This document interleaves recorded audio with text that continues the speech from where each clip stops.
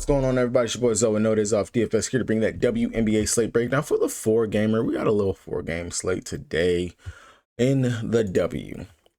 If you guys new here, make sure you guys hit that subscribe button so you guys don't miss any of the content your boy drops over here on the channel. And drop a like on this video if this video and my other videos, content, anything is helping you guys win some money. Hopefully you guys are making something, enjoying something from this wild whirlwind of an up and down WNBA season, because to tell you the truth, man, this was the core that I put out last time. Of course, as always, you know, I have my WNBA slate breakdown. Probably be a little late getting it out today because I do got a study session that I have to do. Probably take me about 2-3 hours to actually do that. I did not get started on it yesterday. As you guys do know, your boy is a college student full time. Go to school throughout the week. And yeah, yesterday, I'm so glad it was just a 1-game slate because I was in school all day. So definitely was not going to be able to have anything, and that's probably going to be the case for me on most days that I'm all day in school, unless I can truly get something done at night. But with the way that I am having to hit the books, because this is a lot of classes that I'm taking, everything is going to be pretty hard for me to get that done. Luckily, WNBA season is winding down, and I'm just being transparent with you guys so you know what you are getting. I still am available to answer questions because I do, of course, look at the slate whenever I get the chance to and stuff like that. And of course, it's not just me over here on the team, especially over here on the Patreon. You know, you got myself. I know B, he is going through some stuff family wise and everything. Of course, still sending our prayers and wishes over there to him, talking to him every day, and, you know, checking on the fam and stuff.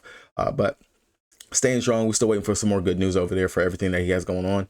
But in the meantime, boys been holding it down for you guys over here. And honestly, man, Kiki just didn't do it. And of course, we got the exact same matchup again today with Washington taking on the Connecticut Suns. A home stupidness over here for them.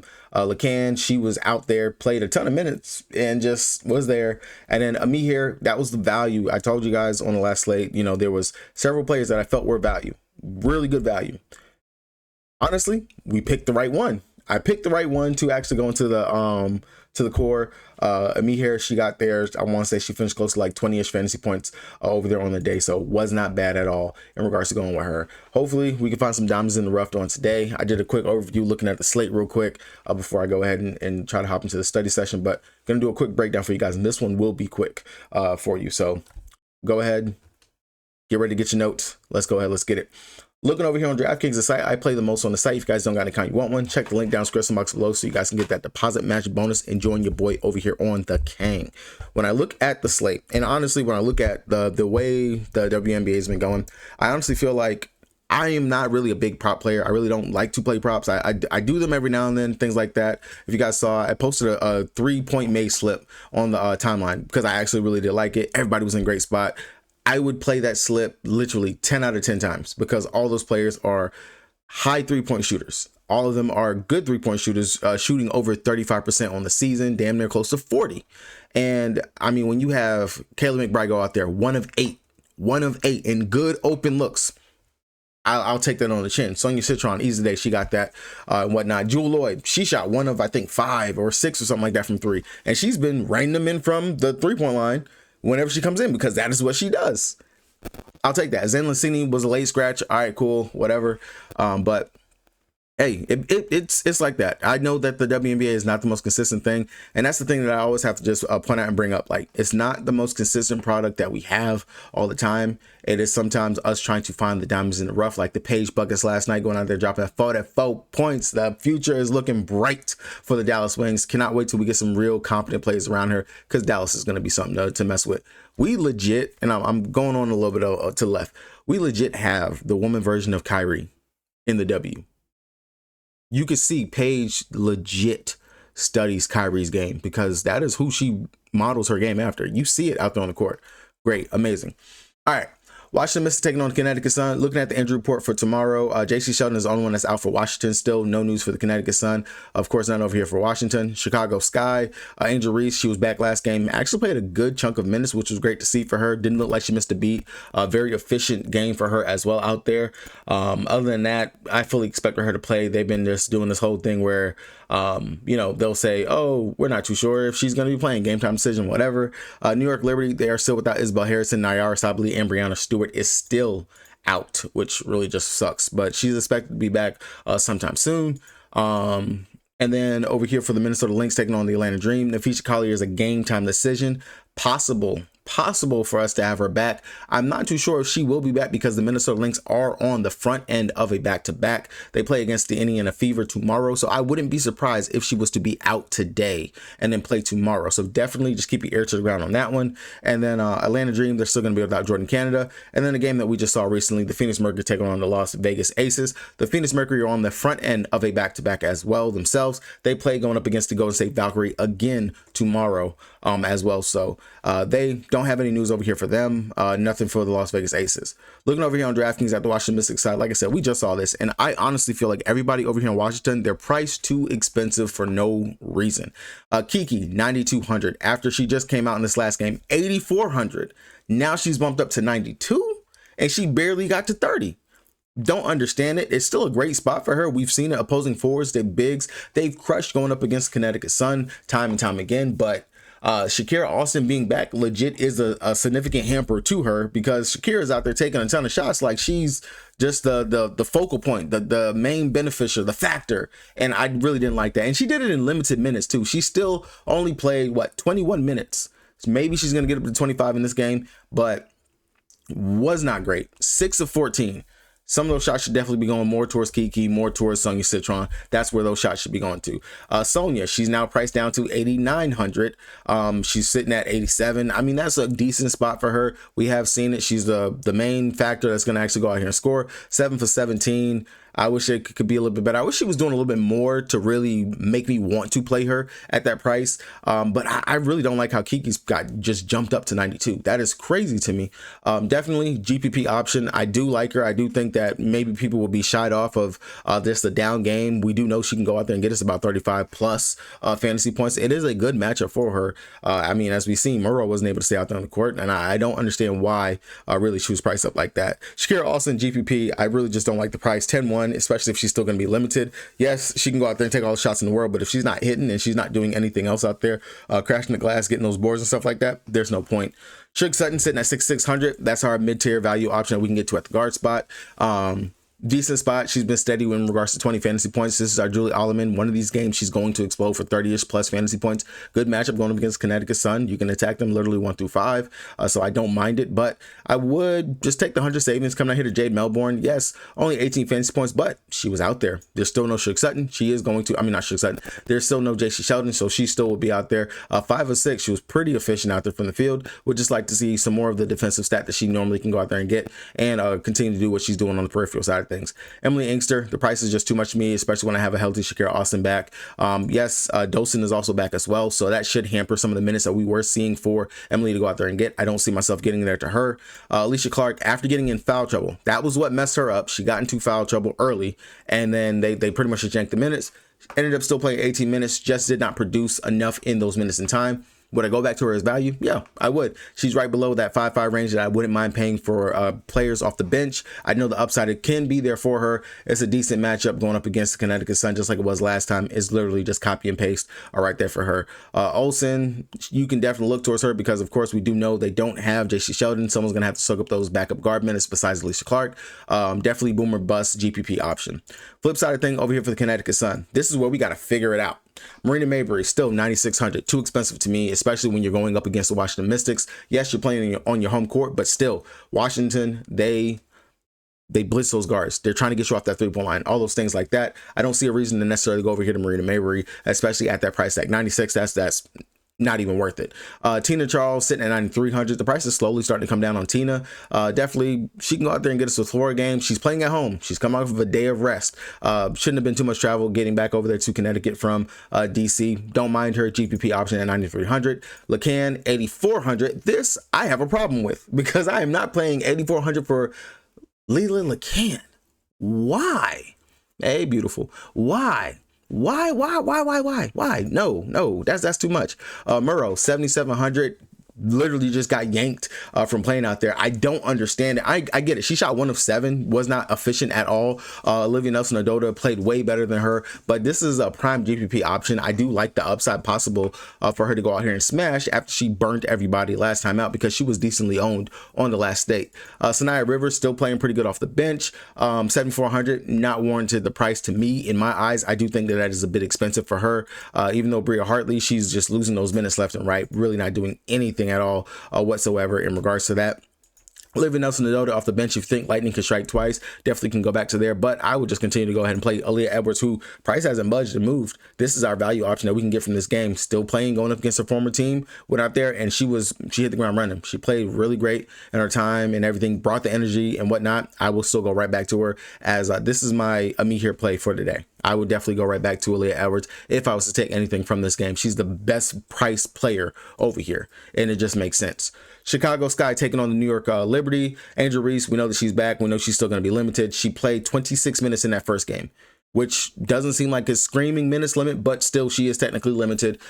Forwards going up against Chicago Sky, specifically the power forward, that's been where you can attack them. Even with Emma Meeseman, an athletic big such as Angel Reese, she should be able to go out there and do something going up against Emma. Of course, we like her for the rebounding upside that she does bring, because we do know New York, they do give up some rebounds to opposing forwards and bigs as well. I don't mind going to Angel Reese as a potential play. GPP heavy, just because the price is honestly sky high, and we can go to the flip side on the other side on New York to get some value in regards to their bigs. Cardosa 10-2, too much with Angel Reese being back. Same thing for Elizabeth Williams. I don't like that. Ariel Atkins, I do have some interest. 7,100 minutes limit, pretty much completely off. Angel Reese is back. She plays way better whenever the defense is not going to be primarily focused on her. We do know that you can attack with opposing guards, especially if Atkins decides she wants to get into the mid-range and not just settle for the outside shot. She's playmaking, she's facilitating. She will bring it on the defensive side. 7,100. This is our Courtney Williams on today right there. Uzan back to the bench, not really looking towards her or worried about her in regards to a play. Definitely could be some value at 4,600 at the guard spot, but Aaliyah Edwards, I do think she has a much better upside than her right here. Allen, Nurse, Westbeld, Onyenwene, nah, I'll pass on all those. New York Liberty side of things, Sabrina Ionescu, again, it's kind of like a broken record at this point. 1 through 5, we can attack the Chicago Sky. We've seen it. They play fast. They're going to push the pace. That's what they're going to do versus New York. New York likes to get out in transition. They like to go ahead and try to get those hit-ahead passes, and they like to beat you in transition as well. Sabrina Ionescu is one of those captains of that. Guards going up against Chicago Sky. It's been a thing all season. I do like the upside for Sabrina. She has had one game. I want to say she was over 40 fantasy points going up against them. 47 fantasy points when she played back in June in 27 minutes. Definitely a good scoring spot for her. And I'm not going to say she's going to go out here and have another double-double with the assist, but if this game does play how I think it could play in regards to the pace and whatnot, Sabrina could go out there and have that. She has 7 assists, 7 and 5 assists in the first 2 games that she's going up against them. Nice little solid prop piece if you're looking for 4 or 5 assists over there on whatever sportsbook you play on. Jonquil Jones sitting at 10K, great spot for her. Going up against Cardosa, the fact that she can stretch the floor, knock down those 3-point shots, the block upside for both Angel and Cardosa for the fact that they play underneath the rim. JJ is one of those bigs that can get the blocks. Just look at the game logs right there. 10K is not a bad price tag at all to play for her. But when we got Emma Meeseman, EuroLeague MVP, still sitting right here. We know she's out there. She's not on a minutes limit. We just need the Sky to keep it close. 8,700, of course, will be the preferred play over here from the New York Liberty. You don't even have to think twice about that. Cloud would be your pivot off of Sabrina Ionescu. If you think Cloud can go out there and get you more than 25 fantasy points, it's a great spot and position for her to be able to do that. It's just a matter of what Natasha Cloud are we going to get. She had 36 fantasy points in the first game going up against them, 19 in the second. So potential for you to get a ceiling Cloud game. 8,800. Not bad, but I would just rather just go ahead and play Citron for that price tag around that right there. Outside of that, we know that Feebich is going to play, decent minutes out there, the small forward spot. That's another pivot you can take right there if you're looking for a value for it. Minnesota Lynx taking on Atlanta. Like I said, they are on the front end of the back-to-back. This should be a tougher game for them going up against Atlanta. We know Atlanta, they are, I want to say, up there, getting up there in regards to getting towards the top of the league in the standings. I want to say close to getting their third. They can definitely hop New York right now if they wanted to, with New York getting a L and then of course Atlanta getting the win, but highly doubt that's going to happen.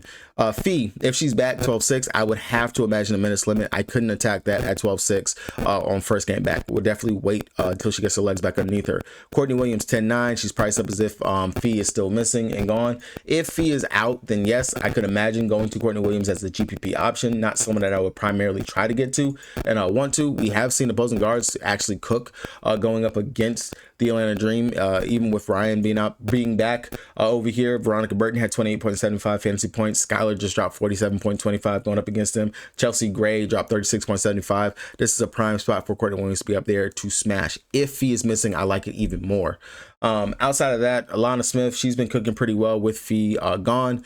If he's back, then maybe we can go there. We know she can stretch the floor, but you got now someone that can actually go out there and stretch with her. So now we're looking there. Kayla McBride would be definitely a really nice GPP option for a bounce back spot. Not the greatest matchup for her going up against Alicia Gray, defense that she should actually be getting, or Maya Cadwell. Either one of those guys, pretty good lanky defenders and good defenders in their own right. Outside of that, if he's still missing and Jessica Shepard is in the starting lineup, maybe Shep could take advantage of their Brianna Jones slow step or Brittany Griner off the bench. She played decent going up against them, almost a fantasy point per minute in her games. Upside is there, just a matter of if he is back. If he's not back, I would have a little bit of interest in Jessica Shepard, but not too much. Outside of that, we do know Carrington, she's playing close to 20 minutes off the bench. Definitely don't mind her as a potential mid-tier piece, but I would rather just go ahead and get up to Shig Sutton if I got to decide right there, or Melbourne when it comes down to it. And the darling that was last game, just going out there getting 22 minutes, 11 points, 5 rebounds. You just can't write it up, man. That's just crazy. She was priced at what, 4K going up against New York Liberty, and she was the one that just went out there and had an amazing game for him and was value. On the Atlanta Dream side of things, we know that Jordan Cannon is still out. Ryan Howard is going to be running the point. Of course, going up against Minnesota, you can attack him with opposing guards. Ryan Howard, I definitely do like it, especially just because she does have the assist upside. She dropped 42 fantasy points in the overtime game going up against the Minnesota Lynx earlier this season. A great position, great spot. I definitely do like it.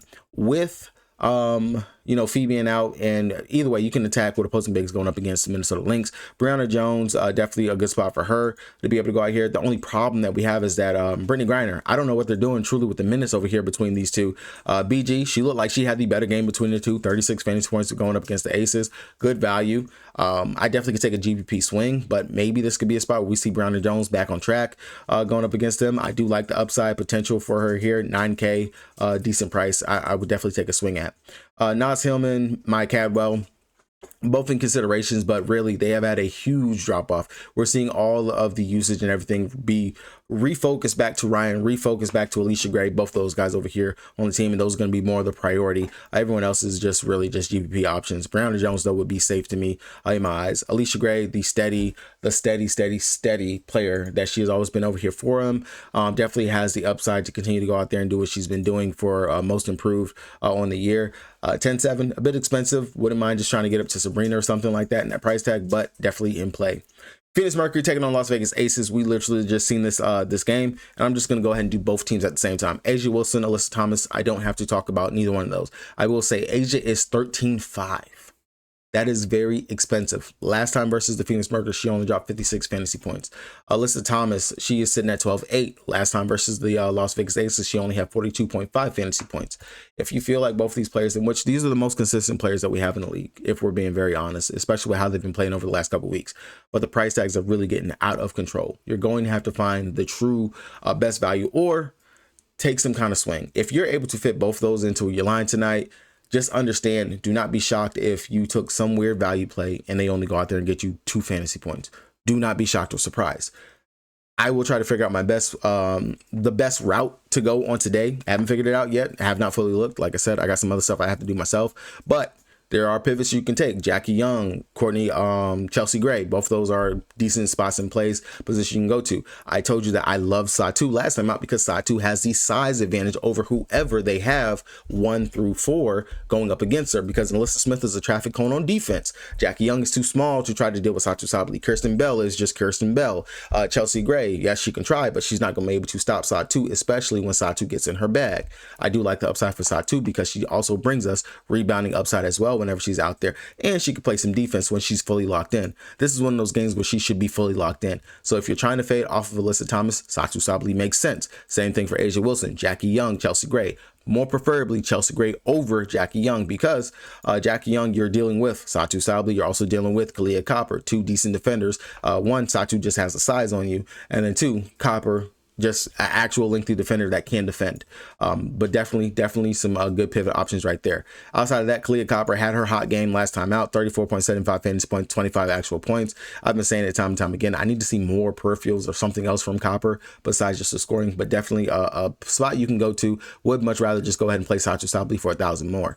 Outside of that, we can look towards Wanda Bonner as a GPP option, Kirsten Bell, Natasha Mack as potential options that we can go to. Mack versus them last time, 22 minutes, 15.5 fantasy points. It's upside. It's something, but not anything necessarily that you got to get to over there. Sammy Whitcomb, 24 minutes last time out, 4,900. Again, I'd rather just play my Leah Edwards play or something like that over there instead of messing with that. And no one else really just has any type of true interest to me over there. That's going to do it for me. Hopefully you guys were able to get something from this. We'll have the breakdown out way later on in today. It will definitely be up at least hour and a half, 2 hours before the actual slate locks. Core, of course, 15 minutes before lock. Good luck to everybody if you guys are playing on today's slate. Crazy that we have 3 games all starting around 6 p.m. tonight. But hey, that's the WNBA. Good luck. Peace.